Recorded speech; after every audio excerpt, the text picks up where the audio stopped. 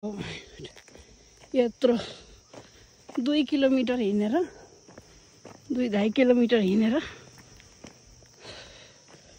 घुमघाम हुँदैछ। सिर्जना फार्मको एरिया चाहिँ पुरै घुमियो, राम्रो लाग्यो। ओहो म्याल पाकेछ नि त यहाँ त।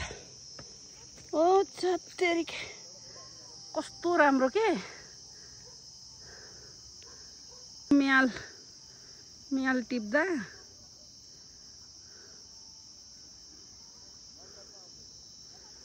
यो म्याल टिप्दाखेरि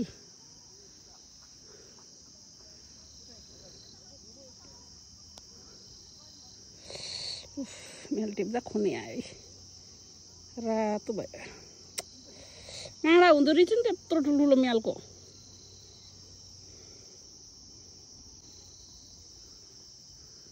त्यो म्याल टिप्दाखेरि कस्तो मजाको चाहिँ खुन आयो कि। काँडा हुँदो रहेछ कत्रो ठुल्ठुलो। काँडा हुन्छ भन्ने थाहा त थिएन, तर म्याल भन्ने चिनेको थिएँ कि मैले। भएपछि के गर्ने, मोटरसाइकलमा बोकाउनु पर्यो। भकिमलो फलेको झुप्पा उतापट्टि कत्रो मोटो किन थुकेछ के खास यो पाकेपछि कालो हुन्छ क्या, रातो रातो हुन्छ हैन।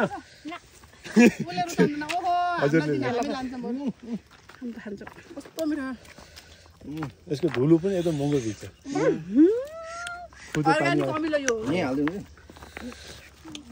पानी चप्प हुँदो रहेछ त नि। हैन यो त अलि उ नभएर के भन्छ यो? चिउरी त तल तल के दही चामल हो? हैन हैन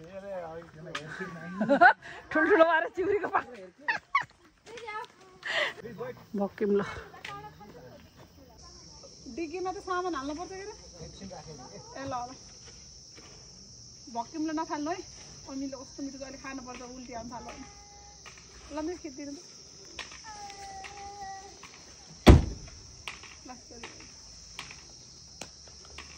फोटो हो जर्को मोमो खिचिदिन्छु लाउनु के। म अहिले खिच्छु, यहाँ गरिरहेको छु। ल